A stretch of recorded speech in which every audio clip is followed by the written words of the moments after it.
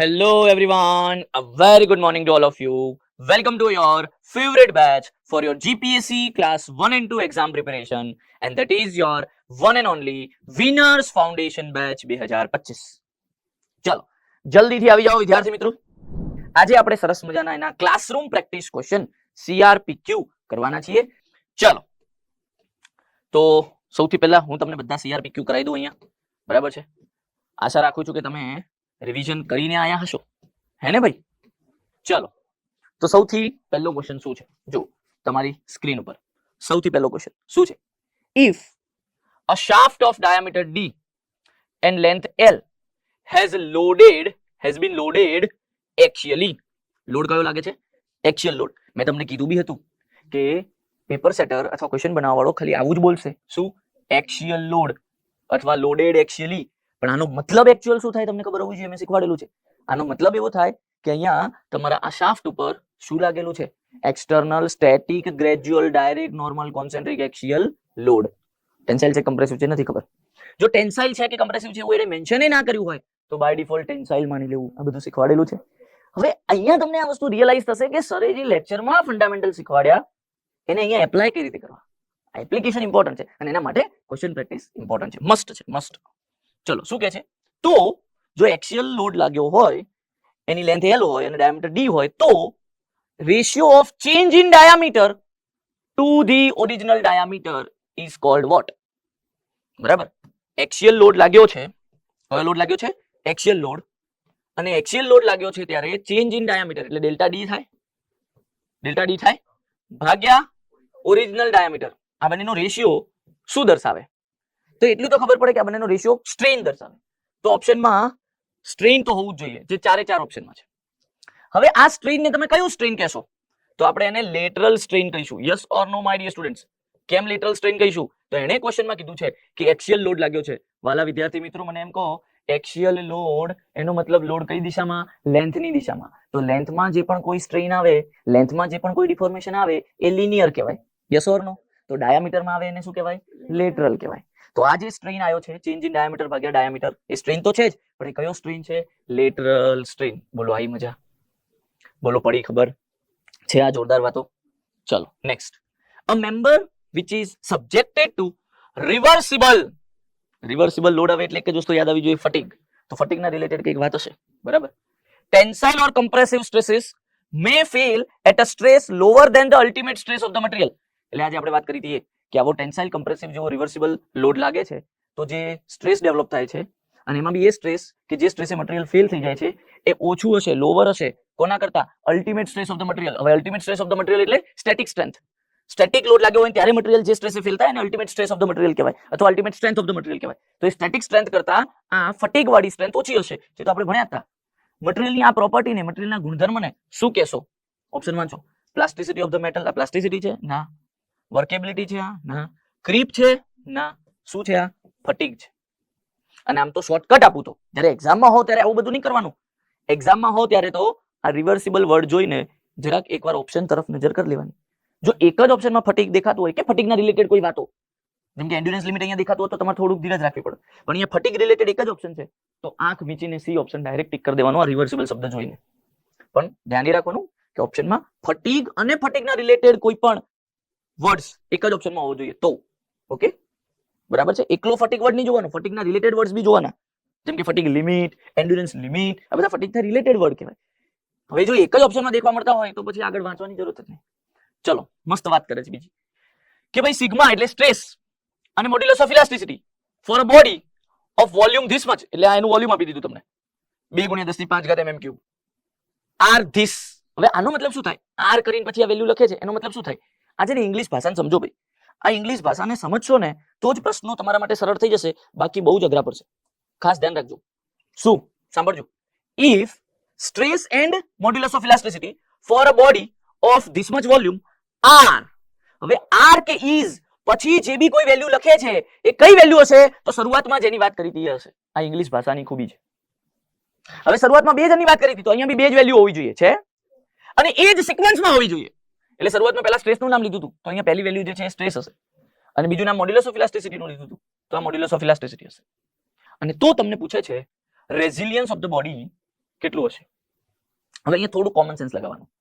તમને ડેટા આપ્યો છે આ ત્રણ વસ્તુનો, એગ્રી? કેટલો આપ્યો છે? સ્ટ્રેસ આપ્યો છે 10 ન્યૂટન પર mm સ્ક્વેર. યુનિટ સાથે લખવાનું હંમેશા. E 1 ગુણ્યા 10 ની 5 ઘાત ન્યૂટન પર mm સ્ક્વેર અને વોલ્યુમ 2 ગુણ્યા 10 ની 5 ઘાત mm ક્યુબ. થોડું કોમન સેન્સ લગાવીને મને કહો કે જ્યારે તમારી જોડે સ્ટ્રેસ, મોડ્યુલસ ઓફ ઇલાસ્ટિસિટી અને વોલ્યુમ આ ત્રણ વસ્તુ હોય ત્યારે રેઝિલિયન્સ નું કયું ફોર્મ્યુલા વાપરશો? કોમન રેઝિલિયન્સ નું કયું ફોર્મ્યુલા વાપરશો? કયું બોલો? 1/2 સિગ્મા એપ્સિલોન. ના વપરાય ને બકાર્યું. કેમ વપરાય? એપ્સિલોન તો છે નહીં. છે તાર જોડે એપ્સિલોન? તને તો E આપ્યો છે ને. હા, sigma square upon 2E into volume. એટલે તમે સમજો અહીંયા રેઝિલિયન્સ પૂછ્યું છે પણ ઊંધું ગાલીને પહેલું ઇક્વેશન યાદ નહીં કરવાનું કે 1/2 P ઇન્ટુ ડેલ્ટા. ના સાહેબ, જીત પકડી નહીં બેવાનું, હું તો આ જ ઇક્વેશન વાપરે. ડેટા બી તો જોવું પડે શું આપ્યું છે. અગર તમને લોડ અને ડિફોર્મેશન આપ્યું હોય તો તમે 1/2 P ઇન્ટુ ડેલ્ટા વાપરો. અગર તમને સ્ટ્રેસ, સ્ટ્રેઇન અને વોલ્યુમ આપ્યું છે તો 1/2 sigma into epsilon into volume વાપરો. અગર તમને સિગ્મા E અને વોલ્યુમ આપે છે તો sigma square by 2E upon volume વાપરો. અગર તમને લોડ, લેન્થ, એરિયા અને E આપે છે તો P square L upon 2AE વાપરો. તો સમજો તમે છે તો પ્રશ્ન રેઝિલિયન્સ નો જ, પણ તમારી જોડે ના 4 ઇક્વેશન છે કે 5 જે બી હોય તો એ 4 કે 5 ઇક્વેશન, દરેક ઇક્વેશનમાં ડેટા રિક્વાયર્ડ અલગ અલગ છે. તો તમને ડેટા ક્વેશ્ચનમાં શું આપ્યો છે એના ઉપરથી તમારે ડિસિઝન લેવું પડે કે હું ઇક્વેશન કયું વાપરીશ. અચ્છા, હજુ એક જોરદાર ઇક્વેશન કહું. કાલ તમે માથ ખાઈ ગયા હતા એમાં. શું? Simply energy stored by material અને વોલ્યુમ આ બે આપીને બી મૂકી દે અને મોડ્યુલસ ઓફ રેઝિલિયન્સ પૂછે તો આ બધા ઇક્વેશનોમાં કોઈ જવાની જરૂર નહીં. એનર્જી સ્ટોર્ડ બાય મટીરીયલ તો આપેલી જ હતી, વોલ્યુમ બી આપેલું હતું, ખાલી બેનો રેશિયો લેવાનો હતો. હતું કે નહીં કાલે MOR? તમે પેલા બધા ઇક્વેશનો વિચારો મંડે MOR ના. સમજ પડે છે? તો તમે ડેટા જુઓ અને પછી ઇક્વેશન નક્કી કરો. તમારી જોડે મલ્ટિપલ ઇક્વેશન છે. આ રેઝિલિયન્સના, મોડ્યુલસ ઓફ રેઝિલિયન્સના મલ્ટિપલ ઇક્વેશન છે. કયું વાપરવું એ તમારે એ વખતે દિમાગ લગાવવું પડશે. હવે અહીંયા અગેન ક્વેશ્ચન પ્રેક્ટિસ એ જરૂરી છે. એ વાત ફરીથી પ્રૂવ થાય છે. સમજાય છે? તમે મને એમ કહો રેઝિલિયન્સની થિયરી તો પણ લીધી, ઇક્વેશન બધા પણ લીધા, જોરદાર ડેરિવેશન સાથે મેં ભણાવ્યું તો એ રીતે બધું જ મજા આવી ગઈ. શું ગેરંટી કે તમને એનો MCQ આવડશે જ? અને કાલ જોયું બી હતું મોડ્યુલસ ઓફ રેઝિલિયન્સ નો કેટલો સિમ્પલ MCQ હતું. હતું કશું ના, પણ તોય આપણાથી નતો થયો. તો એના માટે શું જરૂરી છે? MCQ practice. Are you getting my point? અને આ સોમમાં તો ડગલે ને પગલે તમને એવું રિયલાઇઝ થશે, કારણ કે સોમ યાદ રાખી લો, સોમ અને ફ્લુઇડ મિકેનિક્સ આ બે એવા સબ્જેક્ટ છે કે જેના ક્વેશ્ચનની લેંગ્વેજ વિદ્યાર્થીઓને સમજાતી જ નથી. ક્વેશ્ચનની જ લેંગ્વેજ નહીં સમજાતી. પછી ક્વેશ્ચન આવડવો ના આવડવો તો એના પછીનો સ્ટેપ છે. ક્વેશ્ચનની લેંગ્વેજ જ નથી સમજાતી. થિયરી મસ્ત ભણી લે છે બધા, સોમ, FM બધા વિદ્યાર્થીઓ ચલો એકવાર લેક્ચરમાં સમજી જાય છે કે કહેવા શું માંગે છે, પણ એના MCQ લગાવવા એના માટે પ્રેક્ટિસ જરૂરી છે, બાકી નહીં આવડે. રાઈટ? એટલા માટે અહીંયા આટલું ભાર આપીને MCQ પ્રેક્ટિસ કરાવડાવું છું. રાઈટ? એક્ઝેક્ટલી. અને પછી શું થાય? ડાઉટ આવે યાર, સેલ્ફ ડાઉટ આવે કે હું તો આટલું જોરદાર ભણ્યો છું, બરાબર, હું તો હર્ષિલ સાહેબ જોડે સોમ ભણ્યો છું, તોય મારથી MCQ કેમ નહીં લાગતા? અરે ભાઈ, એના માટે શું જોઈએ? પ્રેક્ટિસ કરવી પડે. બાકી તમે ગમે એટલું જોરદાર કોન્સેપ્ટ ભણ્યા હોય, તમને ગમે એટલું જોરદાર ભણાવડાયું બી હોય, પણ જો તમે પ્રેક્ટિસ નહીં કરો, લેંગ્વેજ સમજવાની આદત નહીં પાડો, ત્યાં સુધી નહીં આવડે. અને એટલે જ તમે જોયું હોય તો હું તમને અહીંયા ઇંગ્લિશ લેંગ્વેજ બી સમજાવડાવું છું. આ ઇંગ્લિશની આદત છે. શું કરશે તમે જુઓ, દરેક ક્વેશ્ચનમાં આવું કરશે. પહેલા નામ લઈ લેશે અને પછી બીજી બધી વાતો કરશે. આ જો બીજી બધી વચ્ચે વાતો કરી, પછી ઇઝ કે આર લખીને એની વેલ્યુ લખશે. એટલે સ્ટુડન્ટને શું થાય? સ્ટાર્ટિંગમાં જે નામ વાંચ્યું તે ભૂલી ગયો હોય અહીંયા આવતા. તો જ્યારે અહીંયા આવે ને 10 ન્યૂટન પર mm સ્ક્વેર અને 1 ગુણ્યા 10 ની 5 ઘાત ન્યૂટન પર mm સ્ક્વેર, ત્યારે એને જ ના ખબર હોય કે હારું આ બે વેલ્યુ આપી હે નહીં. થાય છે ને આવું? સાચું બોલજો. થશે જ આવું. લખીને રાખો મારા શબ્દો. જો ઇંગ્લિશ ઉપર તમારી પકડ નહીં હોય, રાઈટ, જે મોટા ભાગે ગુજરાતના સ્ટુડન્ટને નથી જોતી, તો થશે જ આવો ડખો કે હારું. અને આ તો હજુ તોય નાનું વાક્ય છે. મેં તો એવા લાંબા વાક્યો જોયેલા છે. અહીંયા પહેલા જ નામ લઈ લે, આખું વાક્ય બીજા ડેટા આપે અને પછી ઇઝ કે આર લખીને જે મેઇન વાત સ્ટાર્ટિંગમાં કરી હતી એની વેલ્યુ આપે. તો જ્યારે ત્યાં પહોંચે છોકરો ત્યારે એને ખબર જ ના હોય આ વેલ્યુ કોની આલી છે. તો આ વેલ્યુ સ્ટાર્ટિંગમાં જેનું નામ લીધું તો એની આપી છે. સમજાય છે? પણ આ બધું પ્રેક્ટિસ થી આવશે. હવે આ મેં તમને આમ શું કહેવાય પેલું આમ ખોલીને આપી દીધું ને, એટલે હવે તમને યાદ આવશે. જ્યારે બી તમે હવે ક્વેશ્ચન વાંચો ત્યારે તમને આ વાત યાદ આવશે કે સાહેબે કીધું હતું કે સ્ટાર્ટિંગમાં એક નામ લઈ લેશે, પછી વચ્ચે બીજો બધો ડેટા આપશે, પછી ઇઝ કે આર, એક હશે તો ઇઝ લખશે, બે વેલ્યુ હશે, અહીંયા બે હતી એટલે આર લખશે, અને પછી એ જે વેલ્યુ આપશે એ સ્ટાર્ટિંગમાં જેનું નામ લીધું હતું એની વેલ્યુ છે. સમજાયું? અને મોટા ભાગે આમાં જ સ્ટુડન્ટને ડખો પડે છે. ડેટા જ લેતા નહીં આવડતો ક્વેશ્ચન પરથી. મેં તો જોયેલા છે, ક્વેશ્ચન ઉપરથી ડેટા જ પકડતા નહીં આવડતો. જેમ કે આ ક્વેશ્ચનમાંથી આ ડેટા કાઢો ને એટલે તમારો 50% ક્વેશ્ચન પૂરું થઈ ગયું. આ સાચો ડેટા કાઢો ને, રાઈટ, એટલે તમારું 50% કામ પતી ગયું. પછી તો ખાલી ઇક્વેશન નક્કી કરી અને વેલ્યુ મૂકીને આગળ વધવાનું. ઓકે, અને જો આ ડેટા સાચો નહીં કાઢ્યો હોય આમાંથી તો ઇક્વેશન સાચું નહીં સિલેક્ટ થાય અને તો પછી બધું ગડબડ ગોટાળા થશે. એટલે હું આને 50% કહું છું. આ મેઇન 50% કામ છે. 40% કામ છે સાચું ઇક્વેશન ડિસાઈડ કરવું અને 10% જ કામ છે સાદું રૂપ આપવું. સમજણ પડે છે? ચલો હવે આપણે આગળ વધીએ. વેલ્યુ મૂકીએ. સિગ્મા શું છે? 10 એનો સ્ક્વેર અપોન 2e. e કેટલો છે? 1 × 10⁵ ઇન્ટુ વોલ્યુમ કેટલું છે? 2 × 10⁵. ઉડી ગયું સરસ મજાનું. વધ્યું હું 100 શું યુનિટ શું? તો ખાસ જો બધું ન્યૂટન mm માં હતું. તો આ ગોત્યું છે શું? રેઝિલિયન્સ. રેઝિલિયન્સ એટલે energy stored by material. Energy છે, એનર્જી એટલે ન્યૂટન ઇન્ટુ mm. બોલો આઈ મજા? એન્જોયડ? મજા આવે છે? પાક્કું? ઓનલાઈન ના મિત્રો મજા આવે છે લ્યા?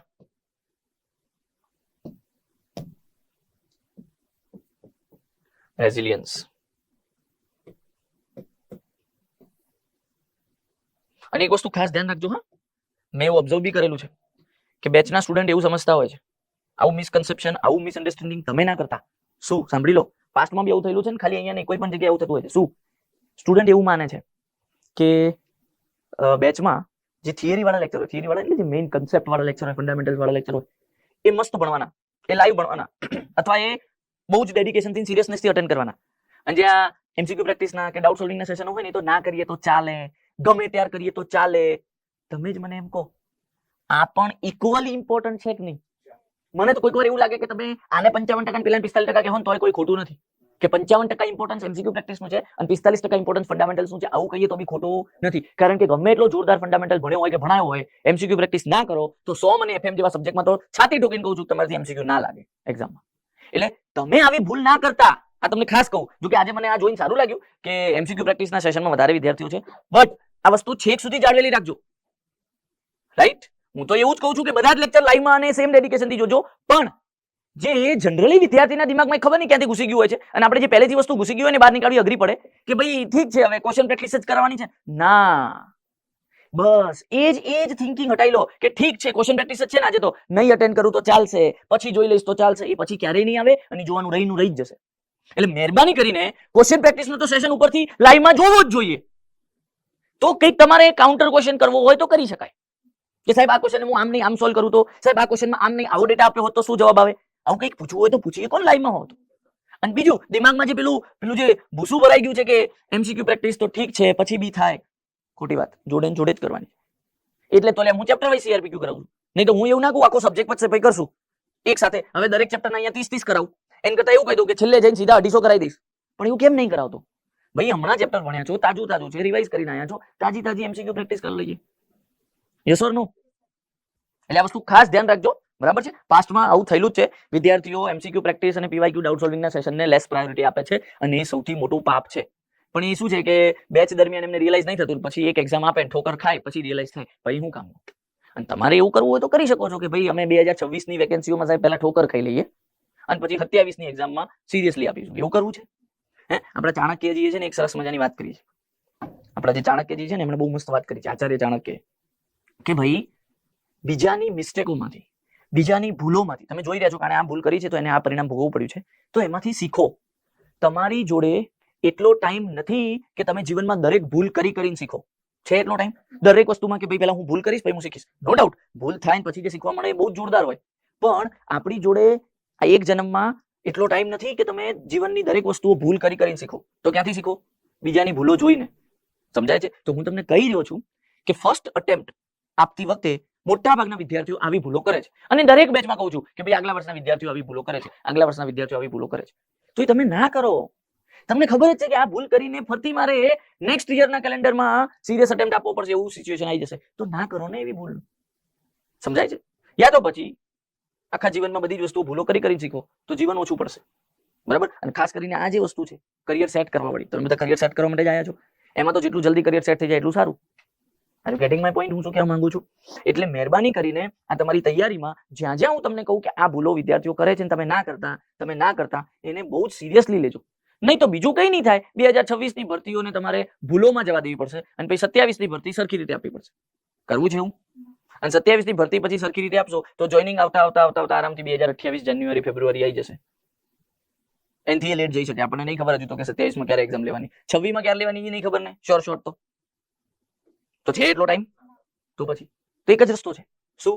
જૂના વિદ્યાર્થીઓએ, જૂના એસ્પિરન્ટ્સે જે ભૂલો કરેલી છે એ આપણે નહીં કરવી. હવે મને એમ કહો, જૂના એસ્પિરન્ટ્સે જે ભૂલો કરેલી છે એ તમને ક્યાંથી જાણવા મળશે? યસ ઓર નો? બાકી તમે કઈ પકડીને થોડી કોઈ પૂછવા જવાના, અને તમે પૂછવા જશો તો એ સાચું થોડી કહેશે. કારણ કે ઘણી વસ્તુ તો એને નહીં ખબર કે એને આ ભૂલ કરી છે. સમજાય છે? એટલે આવું બધું છે. ચલો આગળ વધીએ.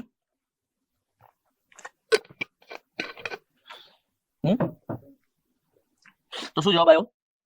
100. બરાબર. Next, which of the following represent correct position of the specimen in Izor impact test? બોલો Izor impact ના શું હતું? વર્ટિકલ અને કેન્ટિલીવર. Vertical cantilever. આવી ગઈ મજા. Next, what will be the value of endurance limit? E of L પૂછ્યું જો. For a corroded mild steel, ધ્યાન આપજો, corroded mild steel having ultimate strength of 410 megapascal. બોલો આપણે શું ભણીએ છીએ? એન્ડ્યુરન્સ લિમિટ એટલે half of ultimate strength. Half કરો 410 ના 205 મેગાપાસ્કલ આવે જવાબ. આ તમારો જવાબ થાય? ના થાય. કરિયર ખતમ થઈ જશે. 205 એટલે જ મેં ઓપ્શન એ માં આપ્યો છે. થશે ભૂલ આવી? હા, બહુ સરસ મહિબજી. તમને અહીંયા કીધું છે કોરોડેડ. અને જનરલી આપણે આ શબ્દ સ્ટેટમેન્ટ વાંચતી વખતે એટલું ધ્યાન ના આપીએ, પણ મેં ભાર અપાવડાયો હતો. તો આ એ લાયો છે, ખોટો નથી. આ એન્ડ્યુરન્સ લિમિટ સાચો જ છે, પણ આ વિધાઉટ કોરોઝન નો છે. વિથ કોરોઝન શું થશે? વિથ કોરોઝન શું થશે? તો જે વિધાઉટ કોરોઝન વેલ્યુ આવી છે એના અડધા. બરાબર ને? વિધાઉટ કોરોઝન જે આવ્યું છે વેલ્યુ એના અડધા. તો વિધાઉટ કોરોઝન કેટલી વેલ્યુ આવી છે? 205. એના અડધા એટલે 102.5 મેગા પાસ્કલ. બોલો આવી મજા? જવાબ શું આવે? 102.5 મેગા પાસ્કલ. છે ને જોરદાર વાતો? આવે છે મજા? એન્જોય કરી રહ્યા છો સેશન ને? ચલો નેક્સ્ટ, છઠ્ઠો ક્વેશ્ચન. શું કહે છે છઠ્ઠો ક્વેશ્ચન? હવે એક લેંગ્વેજ થોડીક સમજાવવા લાગી. હે? ચલો શું કહે છે? A rod of uniform cross section A, એટલે એનો એરિયા આપ્યો, cross sectional area, length L is deformed by delta, એટલે એનું ડિફોર્મેશન આપી દીધું. When subjected to a normal force P, એટલે જ્યારે આ નોર્મલ ફોર્સ P લગાવ્યો હોય ત્યારે ડિફોર્મેશન ડેલ્ટા આવે છે. એનો ક્રોસ સેક્શનલ એરિયા A છે અને એની લેન્થ L છે. તો યંગ્સ મોડ્યુલસ E કેટલો હશે? મતલબ યંગ્સ મોડ્યુલસ E નું ઇક્વેશન પૂછે છે. તમે મને એમ કહી દો વિદ્યાર્થી મિત્રો કે નોર્મલ ફોર્સ લાગ્યો હોય એટલે ઓબ્વિયસલી આપણે સેજ સમજવાનું normal axial force. Normal axial force લાગ્યો હોય ત્યારે ડેલ્ટાનું ઇક્વેશન મેં શું શીખવાડેલું છે? યાદ કરો. એક્સિયલ ડિફોર્મેશન નું ઇક્વેશન શીખવાડેલું છે, PL/E. નથી શીખવાડેલું? હે? તો હવે આમાંથી ખાલી E ને કરતા બનાવી દો ને વાલા. E ને કરતા બનાવશો તો શું આવશે? PL/A into delta. ખતમ. યસ ઓર નો? છે એવો ઓપ્શન? PL/A into delta. કેવી મજા આવે હે ને? ગોળ ગોળ ફેરવે છે. બરાબર? એના એ જ ઇક્વેશનોમાં ફરવાનું છે. કોઈ રોકેટ સાયન્સ છે? પણ આ બધું ક્યારે આવડે? કન્સેપ્ચ્યુઅલી ફંડામેન્ટલી ભણ્યા હોય તો.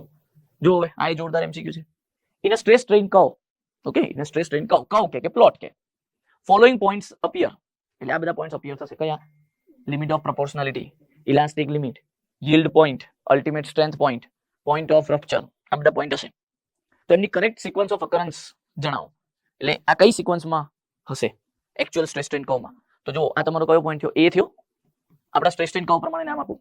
પ્રોપોર્શનાલિટી લિમિટ એટલે પોઈન્ટ A થયો ને, ઇલાસ્ટિક લિમિટ એટલે પોઈન્ટ B થયો, yield point એટલે લોઅર yield point સમજવાનો, C થયો, અલ્ટિમેટ સ્ટ્રેન્થ પોઈન્ટ એટલે તમારો કયો થયો?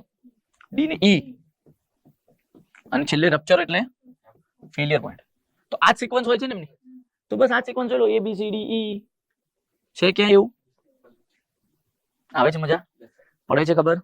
Enjoying or not my dear students? Online ના મિત્રો જલ્દીથી જણાવજો. સેશન ને એન્જોય કરી રહ્યા છો કે નહીં? સેશનમાં મજા આવી રહી છે કે નહીં? જલ્દીથી જણાવજો.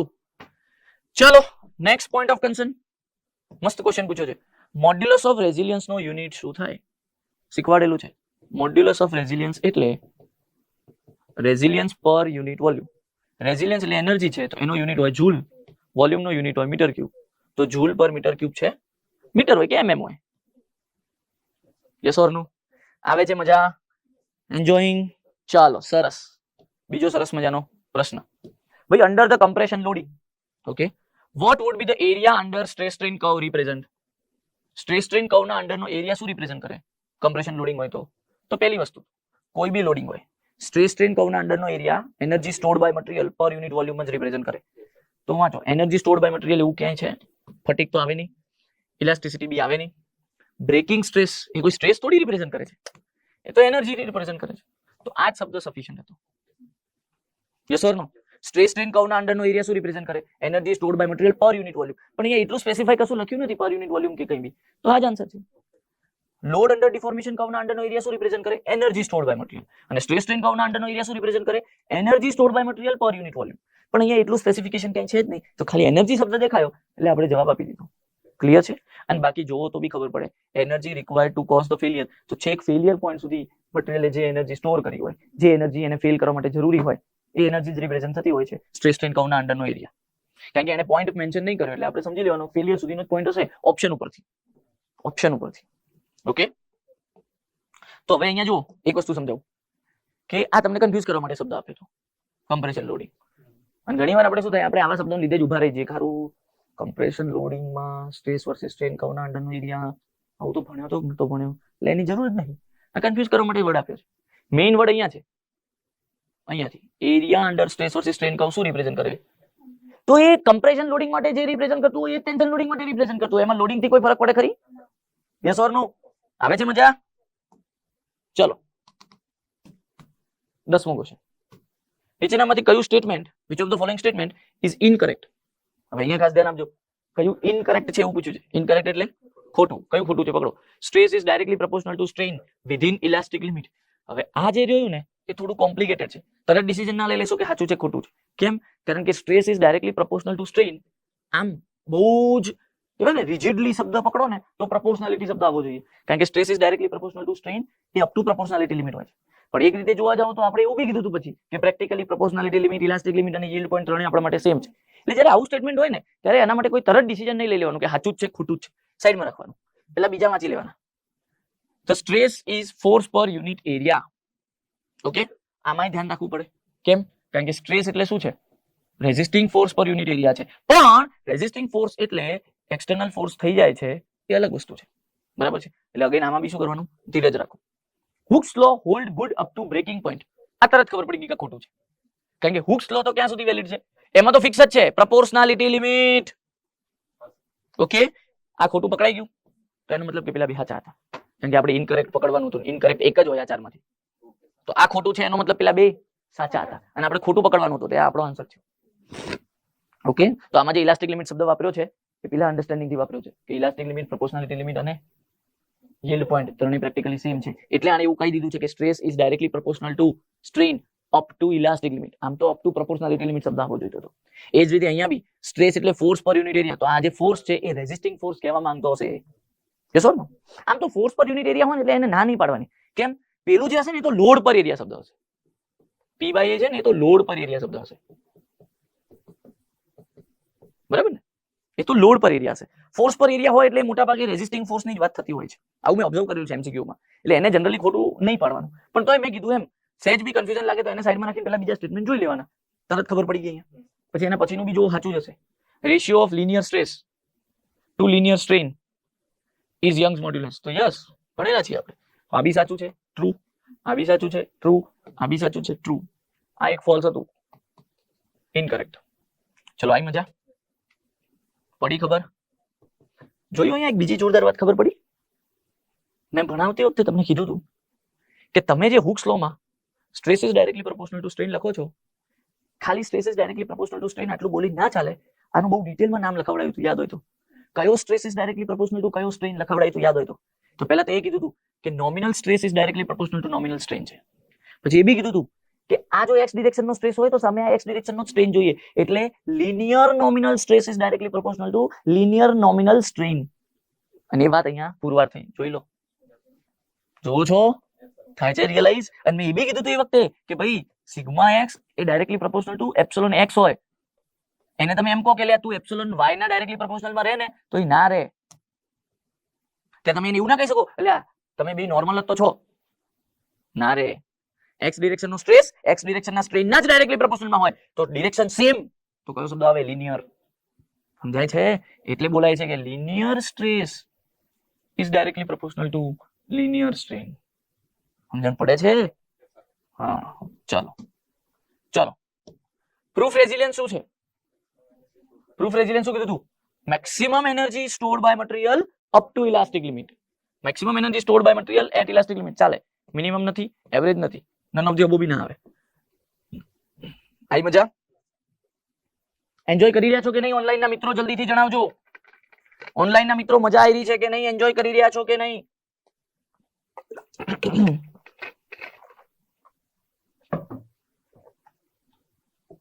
નેક્સ્ટ શું કે છે? According to Robert Hooke stress is directly proportional to strain within. હવે જો અહીંયા પ્રોપોર્શનાલિટી લિમિટ, ઇલાસ્ટિક લિમિટ અને yield પોઈન્ટ ત્રણેય ઓપ્શનમાં છે. એનો મતલબ છૂટું છૂટું આપી દીધું છે. તો આપણે એક્ઝેક્ટ ફંડામેન્ટલ પકડવાનો, પ્રોપોર્શનાલિટી લિમિટ કહેવાનું. હવે આ સિચ્યુએશન બેઝ તમારે ડિસાઈડ કરવું પડશે. એટલે આમાં એવું ના કહેતા સાહેબ આ તો થોડી થોડી વારે બદલાય છે. બદલાતું કશું જ નથી. સિચ્યુએશનના અકોર્ડિંગ ડિસિઝન લેવું પડે. સમજણ પડે છે?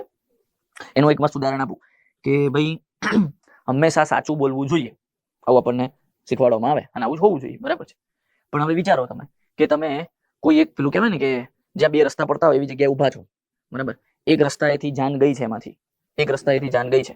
પાછળ લૂંટેરાઓ આયા છે, થોડી વાર રહીને જાન જતી રહી પછી જાને કોઈ એક રસ્તો સિલેક્ટ કરી દીધો. બરાબર ને? આવી રીતે તમે અહીંયા ઊભા છો અને એક રસ્તો આમ જાય છે અને એક રસ્તો આમ જાય છે. બરાબર? અને એક રસ્તો અહીંથી આમ આવે છે. તમે અહીંયા ઊભા છો, જાન આ બાજુ જતી રહી. જાન ખબર પડે ને, લગ્નની જાન.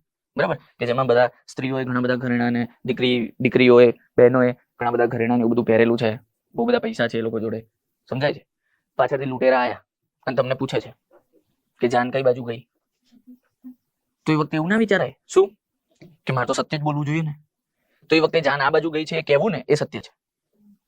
સમજણ પડી? એટલે અહીંયા પ્રશ્નમાં બી એવું છે.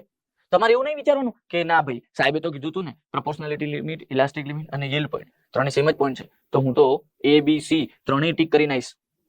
શું કરાય? પછી એ જ રીતે ઉપરના ઓપ્શનમાં એવું બી ના વિચારાય શું કે ના ભાઈ stress is directly proportional to strain એ વિધિન પ્રોપોર્શનાલિટી લિમિટ જ છે, તો હું તો આને જ ખોટો કહીશ. આ સી બી ખોટો છે, એ બી ખોટો છે, તો કે ના હું તો એ ને ટીક કરીશ, કાં તો હું એ ને સી ને બે ને ટીક કરીશ કારણ કે બે ખોટા છે. ભાઈ તમારી વખતે એ ડિસિઝન લેવું પડે કે કોણ વધારે ખોટું છે. તો વધારે ખોટો સી છે કારણ કે એ તો એવું કહે છે કે હુક્સ લો છે બ્રેકિંગ પોઈન્ટ સુધી વેલિડ છે, જ્યારે હુક્સ લો વેલિડ છે ખાલી પ્રોપોર્શનાલિટી લિમિટ સુધી. અને જોરદાર વસ્તુ કહું અહીંયા એક જોરદાર કમ્પેરિઝન બી કરો. હમણાં જ લાઈટ થઈ મને, હમણાં જ. Stress is directly proportional to strain એટલે આ હુક્સ લો છે ને, ફીલિંગ લો, અને આ બી શું છે? હુક્સ લો. આ એવું કહે છે કે હુક્સ લો વિધિન ઇલાસ્ટિક લિમિટ વેલિડ છે અને આ એવું કહે છે કે હુક્સ લો બ્રેકિંગ પોઈન્ટ સુધી વેલિડ છે. એકચ્યુઅલમાં હુક્સ લો ના તો બ્રેકિંગ પોઈન્ટ સુધી વેલિડ છે ના તો ઇલાસ્ટિક લિમિટ સુધી વેલિડ છે. હુક્સ લો વેલિડ છે પ્રોપોર્શનાલિટી લિમિટ સુધી. તો ખોટા બે છે. પણ મને એમ કહો કે પેલું કહેવાય ને આપણે નહીં કહેતા કે બહુ મોટું ફેંકે છે, તો સૌથી વધારે મોટું કોણે ફેંક્યું? Option C. કારણ કે એને પ્રોપોર્શનાલિટી લિમિટ સુધી જે વસ્તુ વેલિડ છે એને છેક બ્રેકિંગ પોઈન્ટ સુધી વેલિડ છે એવું કીધું, જ્યારે ઓપ્શન એ એવું કીધું કે આ અહીંયા સુધી જ વેલિડ છે, જ્યારે એકચ્યુઅલમાં અહીંયા સુધી વેલિડ હતું. તો આને ઓછું ફેંક્યું, કમ્પેરેટિવલી ઓછું ખોટું બોલ્યું. તો તમારી વખતે ડિસિઝન લેવું પડે કે કમ્પેરેટિવલી કયું વધારે રોંગ છે, કમ્પેરેટિવલી કયું વધારે ઇનકરેક્ટ છે. તો અહીંયા સી ઓપ્શન કમ્પેરેટિવલી વધારે ઇનકરેક્ટ દેખાય. એટલે કહેવાનો મતલબ કે કોઈ બી શબ્દોને પકડીને ના બેસતા, તમારું ફંડામેન્ટલ જોડે રાખજો. અને આ વાત હું એટલા માટે કરું છું કારણ કે આ જે ટોપિક રહ્યો ને સ્ટ્રેસ સ્ટ્રેન કર્વમાં, એમાં બી ખાસ આ ટોપિક પ્રોપોર્શનાલિટી લિમિટ સુધી વેલિડ છે હુક્સ લો કે ઇલાસ્ટિક લિમિટ સુધી કે yield પોઈન્ટ સુધી, આ દરેક ક્વેશ્ચનની પરિસ્થિતિ અનુકૂળ જવાબ બદલાતો હશે. એટલે એ વખતે તમે એવું ના કરતા કે સાહેબ આમાં તો કન્ફ્યુઝ થવાય છે. કન્ફ્યુઝ થવાની જરૂર જ નહીં, પરિસ્થિતિના અનુકૂળ ડિસિઝન લેવાનું. સમજણ પડી છે? જેમ કે આ જ પરિસ્થિતિ હું તમારા સમક્ષ મૂકું. હવે આમાં કોઈકને જાન છૂટી ગઈ હોય એવો માણસ આવ્યો હોય પાછળથી કે જે લેટ પડ્યો હોય, છૂટી ગઈ જાન, બરાબર, અને એને ખબર જ નહીં કે કયા ગામમાં લગન, એટલે એને રસ્તોય નહીં ખબર. બરાબર ને? તો ગૂગલ મેપ છે એની એ વખતે વિચારો અને તમે અહીંયા ઊભા છો અને તમને પૂછે છે કે જાન કઈ બાજુ ગઈ, તો એ વખતે તમારે એને આ કહેવું એ સત્ય છે કે ભાઈ જાન આ બાજુ ગઈ, અને લૂંટેરાઓ આવ્યા હોય તો જાન આ બાજુ ગઈ એ કહેવું સત્ય છે. તો એવું ના કહેવાય કે હે આમાંથી સાચું કયું. પરિસ્થિતિ અનુકૂળ બે સાચા છે. કોઈને જાન છૂટી ગઈ છે એને આ કહેવું એ સત્ય છે, લૂંટેરા આવ્યા છે એને આ કહેવું સત્ય છે. બે સાચું છે પરિસ્થિતિના અનુકૂળ. તો અહીંયા બી તમારે એવું કરવું પડશે. આઈ મજા ભાઈ? ઓનલાઈનના મિત્રો પડે છે ખબર? તો આવું તમારે ઘણી જગ્યાએ આવશે, ખાલી સોમમાં નહીં, ઘણી જગ્યાએ તમારે ક્વેશ્ચનમાં શું ડિમાન્ડ છે, શું ઓપ્શન છે, કોણ કમ્પેરેટિવલી વધારે સાચો ઓપ્શન છે, એ અકોર્ડિંગ તમારે ડિસિઝન લેવા પડશે. સમજાય છે? ચલો બીજી વાત, the strength at which steel fails under repeated load application. repeated load લગાવવાથી જે સ્ટ્રેસ મટીરિયલ ફેલ થાય એને એની કઈ સ્ટ્રેન્થ કહેવાય? ફટીગ સ્ટ્રેન્થ કહેવાય. મજા આવી? Next, maximum stress that can be applied to a material for an infinite number of cycles of repeated stress without causing failure is called endurance limit. Yes or no? પહેલા તો એક simple વસ્તુ એ હતી કે જેવું અહીંયા સાયકલ દેખાય, number of cycle ની વાત ફટીગમાં જ આવે, તો તરત ત્યાંથી બી ઉભા રહી જઈને જોઈ લેવાનું ઓપ્શનમાં કે ફટીગ રિલેટેડ કેટલા ઓપ્શન છે? એક જ છે. ઊંધું ગાલીને આન્સર લખી દો.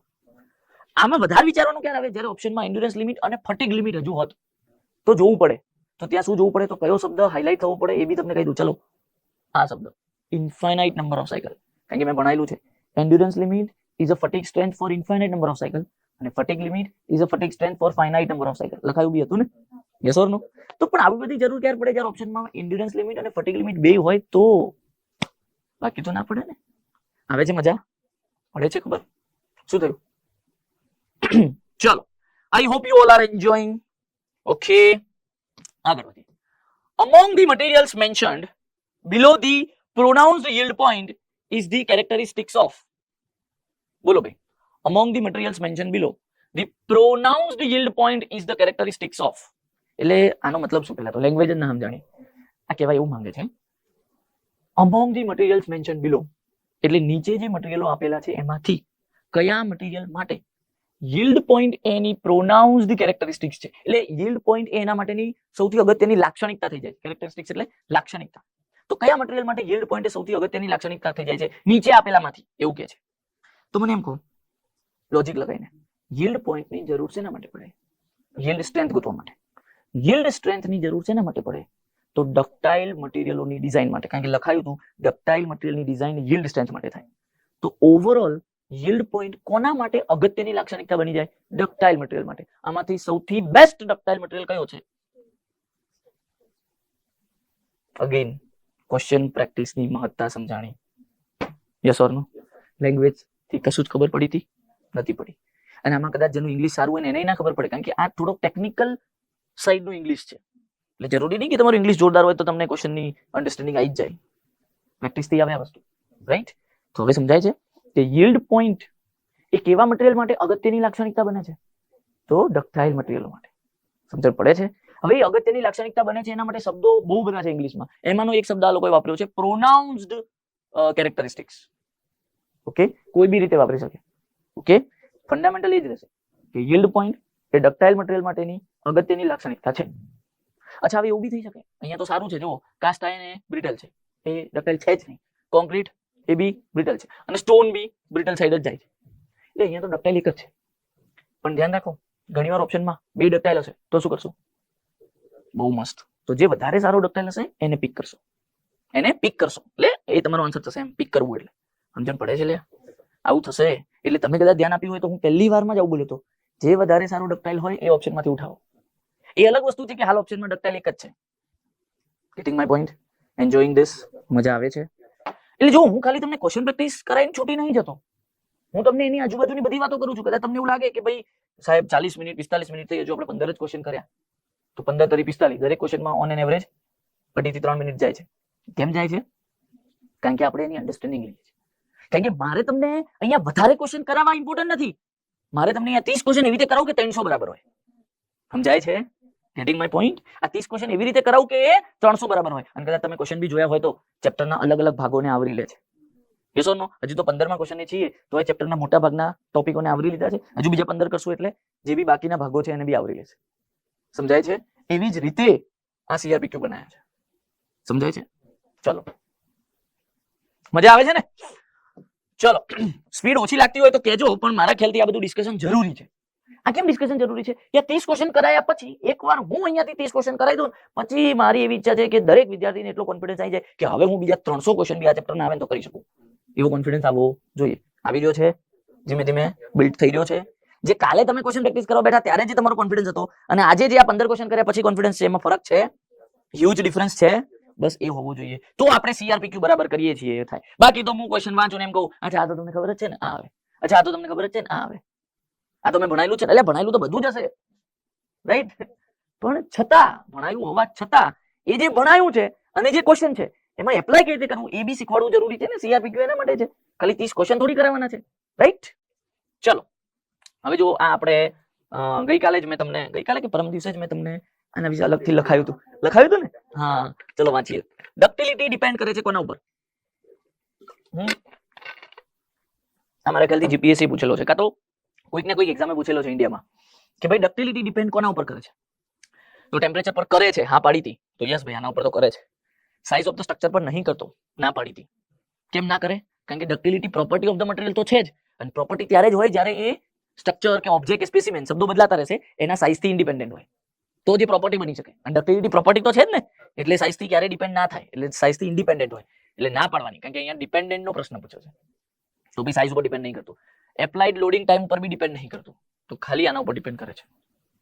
ઓકે, આ એમસીક્યુ કોઈક ના કોઈક એક્ઝામે તો પૂછેલો છે ઇન્ડિયામાં, ગુજરાતે નહીં તો બીજા સ્ટેટે પૂછ્યો હશે, કારણ કે મારા ધ્યાનમાં છે આ, અને એટલે જ આપણે એના રિલેટેડ વસ્તુ લખી હતી આપણી નોટ્સમાં. ચલો ત્યારબાદ ભાઈ સ્ટ્રેન હાર્ડનિંગના લીધે શું થાય છે? તો વાંચો શું થાય છે. Material undergoes change in atomic and crystalline structure. તો વાંચી છે, ભણ્યા હતા કે સ્ટ્રેન હાર્ડનિંગમાં ક્રિસ્ટલાઇન સ્ટ્રક્ચર બદલાય છે અને એના લીધે મેલેબિલિટી અને ડક્ટિલિટી મટીરિયલની શું થાય છે? લોસ થઈ જાય છે. Increased resistance to further deformation. આ બી વાત સાચી છે ભાઈ, બોલો. સ્ટ્રેન હાર્ડનિંગમાં મટીરિયલ રેઝિસ્ટન્સ હવે વધારે દે છે ને. હા, જે પેલું યીલ્ડ પ્લેટો વાળા રીજનમાં હાવ મટીરિયલ રેઝિસ્ટન્સ વધારવાનું બંધ કરી દીધું હતું, એ પાછું વધારવાનું ચાલુ કર્યું, એટલે આ બી વાત સાચી છે. હવે જો જનરલી શું કરવાનું, બે વાત સાચી પડી જાય ઓપ્શનમાં ઓલ ઓફ ધ અબોવ હોય તો ત્રીજું વાંચવાનો ટાઈમ નહીં બગાડવાનો એક્ઝામમાં. અહીંયા એક્ઝામ નથી, આ અન્ડરસ્ટેન્ડિંગ છે, આ લર્નિંગ છે. તો લર્નિંગમાં તો દરેક સ્ટેટમેન્ટ વાંચીને સમજવાનું. Stress strain diagram has positive slope. Positive slope ક્યારે આવે? જ્યારે તમારો ડાયાગ્રામ ઉપર ચડે, જ્યારે તમારા ડાયાગ્રામમાં વાય ઓર્ડિનેટ ઇન્ક્રીઝિંગ મેનરમાં જતો હોય. તો વાય ઓર્ડિનેટ ઇન્ક્રીઝિંગ મેનરમાં જાય છે આપણે સ્ટ્રેન હાર્ડનિંગમાં જાય છે ને, ઉપર ચડે છે ને કહો, એટલે એનો સ્લોપ કેવો આવે? પોઝિટિવ. તો આ બી વાત સાચી છે. આ ટ્રુ, આ ટ્રુ, આ ટ્રુ. તો all of the above is your answer. મજા આવી રહી છે? મને પોતાને મજા આવી રહી છે અને ક્વેશ્ચન સોલ્વ કરાવવામાં, તો તમને તો પહેલી વાર થઈ રહ્યું છે એટલે બહુ મજા આવતી હશે, હે ને? એવું થતું હશે કે સાહેબ હવે થિયરી ભણવાનું બંધ કરો, ડાયરેક્ટ આજ ચાલુ કરો, થતું હશે ને એવું? કારણ કે અહીંયા સીધું તમને રિઝલ્ટ દેખાય છે, કારણ કે એક્ઝામમાં આવવાનું છે. પણ અગેન આ પેલા આંબા જેવી વાત છે કે ભાઈ આંબામાં કેરીઓ ક્યારે પાકે? કેટલા વર્ષોએ? એવું છે. આપણે આટલો ટાઈમ આ પેલા ચેપ્ટરને આટલો મસ્ત રીતે ભણ્યા, ત્યાર જઈને અત્યારે મજા આવે તમને, સમજાય છે? પહેલા દાડે ચાલુ કરી દીધું હોય તો, રાઈટ? માણસ એનો એ જ છે, ભણાવવાની પેટર્ન એની એ જ છે, પણ તોય મજા તમને ના આવે, સમજાય છે? રાઈટ? ચલો આગળ વધીએ. In mild steel specimens subjected to tensile test cycle, elastic limit in tension is raised and the elastic limit in compression is lowered. This is called.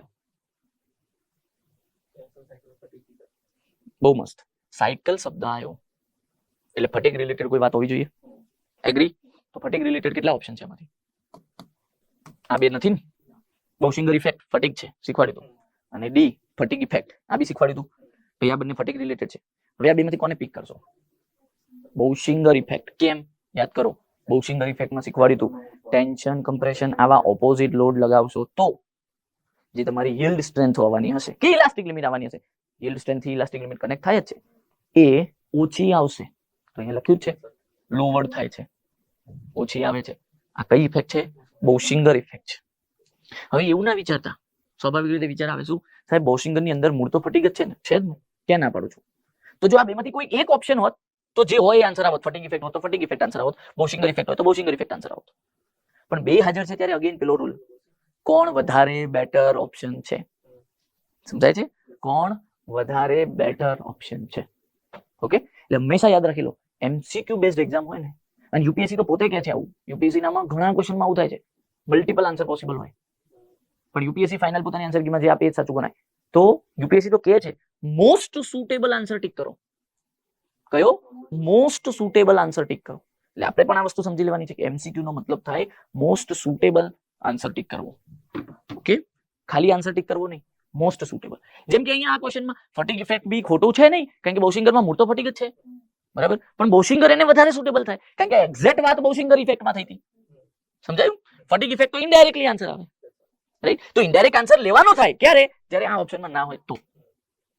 Feeling આવે છે?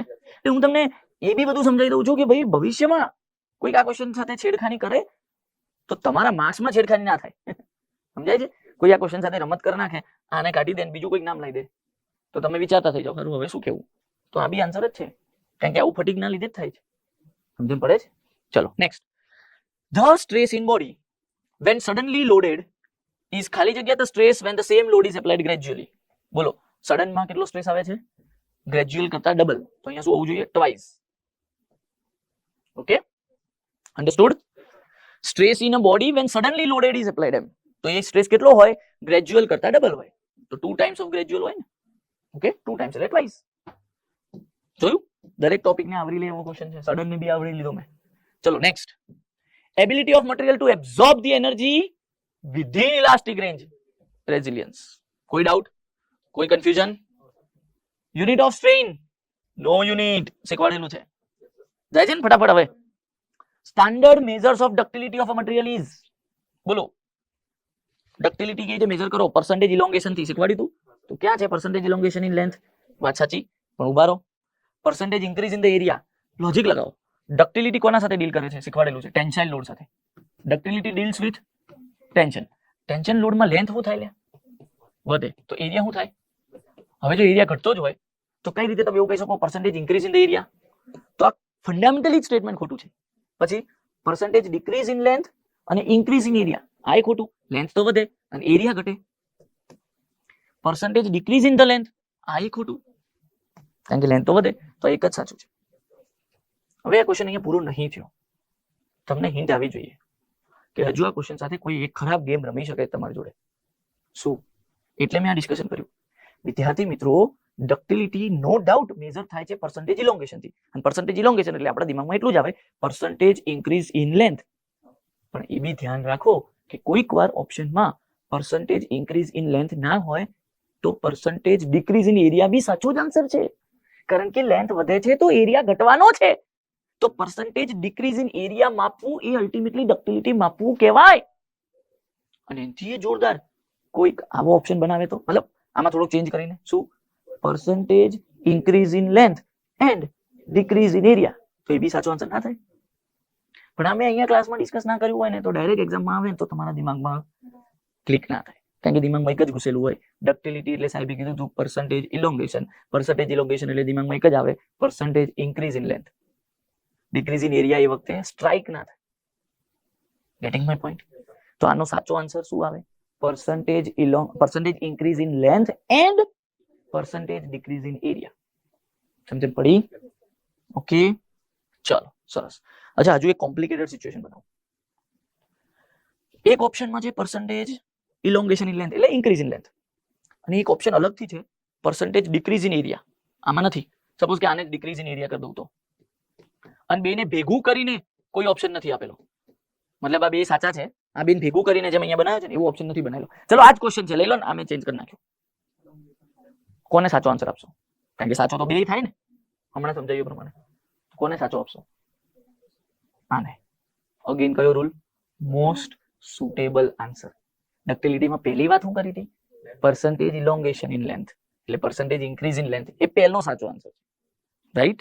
એરિયાની વાત પછીથી આવે. આ મેં તમને વર્સ્ટ કન્ડિશન બતાવી. આનાથી વધારે વર્સ્ટ ચેન્જીસ આ ક્વેશ્ચનમાં ના થઈ શકે. આવે છે મજા? પડે છે ખબર? એટલે ક્વેશ્ચન સાથે કોઈ બી ગમે તેવી છેડખાની કરે તમને વાંધો ના આવવો જોઈએ. તમારા માર્ક્સ સાથે છેડખાની ના થવી જોઈએ. આ મારો હેતુ છે. અને એટલે હું આટલા બધા પોસિબલ વે તમને કહેતો જાઉં છું જ્યાં જ્યાં મને લાગે છે ત્યાં. યસ યસ યસ, ચૈતાલીબેન કહી રહ્યા છે કે સર જીઆઈએફઓ યાદ આવી ગઈ. ઇલોંગેશનમાં ભાઈ લેન્થ વધતી હતી તો એરિયા ઘટતો હતો. રાઈટ? એટલે ડક્ટિલિટી મેઝરમાં બે વાતો સાચી જ છે. Percentage increase or elongation in length બોલો કે પર્સન્ટેજ ડિક્રીઝ ઇન એરિયા બોલો, બે સાચું જ છે. પણ બંને જો અલગ અલગ ઓપ્શન તરીકે આવ્યું હોય તો પર્સન્ટેજ ઇન્ક્રીઝ ઇન લેન્થ ને પહેલી પ્રાયોરિટી આપજો. અને બે ભેગા થઈને એક ઓપ્શન બન્યો હોય તો એ તો સૌથી બેસ્ટ આન્સર. આવે છે મજા? પડે છે ખબર? ચાલો આગળ વધીએ. 23મા નંબરનો ક્વેશ્ચન કરીએ. મસ્ત છે, કમ્પેર કરવાનું છે. હશે પાછળ છે ને A3 A2 એવું. ચલો કોડ મેચ કરો. શું લાગે છે? થોડુંક નાનું કરું ને એટલે એક સાથે બધું દેખાય. કોડ મેચ કરો. બોલો પહેલો કર્વ કયો દેખાય તમને? પહેલો કર્વ જે છે એ કયો દેખાય છે? જો આ તો સાચું જ છે, બરાબર ને? લિનિયર ઇલાસ્ટિક જ છે આ તો. આમાં કઈ સમજવાની જરૂર નહીં, બહુ ડિટેલમાં ભણાવી દીધું છે. પછી આ કોણ છે? અહીંથી જ જાઓ ને, આમાં સિક્વન્સ પકડો.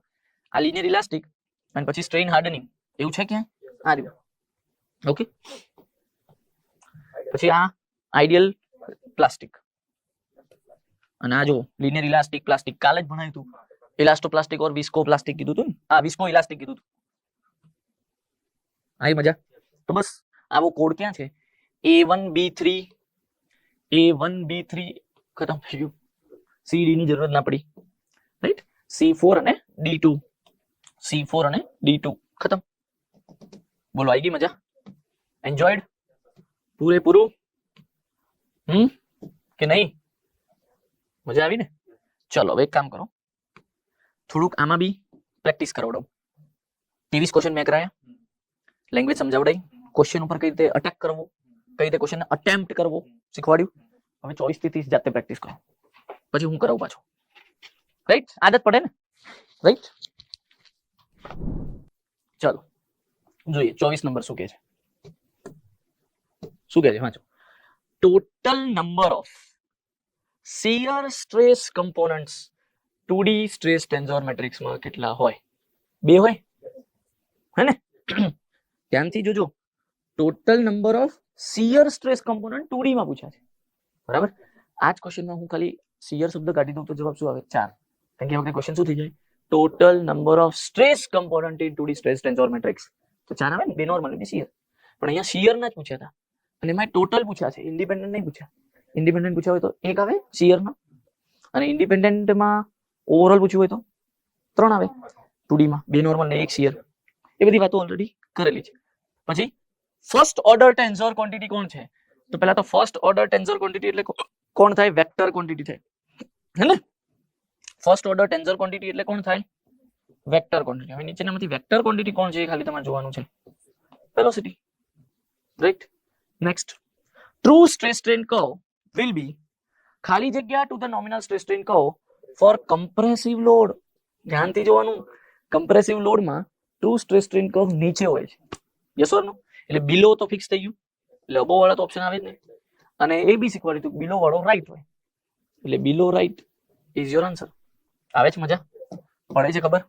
ચલો 27મો question, which of the following relation is correct for tensile loading, કે જ્યાં સિગ્મા નોટ એ નોમિનલ સ્ટ્રેસ દર્શાવે છે. આપણે શું ભણ્યા હતા, ટેન્સાઇલ લોડિંગ હોય તો કયો સ્ટ્રેસ વધારે હોય, નોમિનલ કે ટ્રુ? ટ્રુ વધારે હોય, રાઈટ. તો true is greater than nominal, બરાબર. કેમ વધારે હોય આ બી કીધેલું છે કે ટ્રુમાં resisting force upon instantaneous area આવે, અને નોમિનલમાં resisting force upon nominal area initial area આવે. હવે જ્યાં ટેન્સાઇલ લોડિંગ છે એનો મતલબ કે એરિયા ઘટતો જાય છે, તો ઘટતો જાય છે એટલે બદલાતો જતો એરિયા, એટલે ઇન્સ્ટન્ટેનિયસ એરિયા ઓછો હોય નોમિનલ કરતા. હવે જો આ એરિયા ઓછો છે તો એનો સ્ટ્રેસ વધારે હોય, તો ટ્રુ સ્ટ્રેસ વધારે હોય નોમિનલ કરતા. ક્લિયર? ત્યારબાદ stone masonry tools are made up of what? Stone masonry tools શીખવાડેલું હતું, હાઈ કાર્બન સ્ટીલના બનેલા હોય છે, બરાબર. દેખાય છે, ચેપ્ટરના દરેક ટોપિક્સને આવરી લેવાનો પ્રયત્ન કર્યો છે, બરાબર છે. પછી failure strain for mild steel subjected to axial tensile load કેટલું હોય? 25%. Yes or no? સ્ટેટિક ડેટાને પણ આવરવાનો પ્રયત્ન કર્યો છે. અને છેલ્લું, કાર્બન કન્ટેન્ટ વધારો. આ બી એક ટોપિક હતો કે effect of carbon content on the properties of steel. સ્ટીલની પ્રોપર્ટીઝ એટલે સ્ટીલના ગુણધર્મો ઉપર કાર્બન કન્ટેન્ટનો શું ઇફેક્ટ આવે, કાર્બન કન્ટેન્ટ વધે તો શું થાય, ઘટે તો શું થાય, આખો ટોપિક હતો. એમાંથી એક MCQ બનાવ્યો કે ભાઈ કાર્બન કન્ટેન્ટ વધારો તો સ્ટ્રેન્થ, yield સ્ટ્રેન્થ શું થાય? વધે. બંને સ્ટ્રેન્થ વધે, yield અને અલ્ટિમેટ. આઈ મજા. This is successfully completion of classroom practice question CRPQ of chapter number 1. Successfully complete કર્યું. આઈ મજા. જલ્દીથી ઓનલાઈનના દરેકે દરેક વિદ્યાર્થી મિત્રો ચેટ સેક્શનમાં જણાવી દો કેવી મજા આવી ક્લાસરૂમ પ્રેક્ટિસ ક્વેશ્ચન સોલ્વ કરીને. કોન્ફિડન્સ આવી ગયો? થિયરી ભણ્યા એટલે એક એવો કોન્ફિડન્સ આવ્યો કે હા ભાઈ ખરા અર્થમાં એન્જિનિયરિંગ હવે થઈ રહ્યું છે.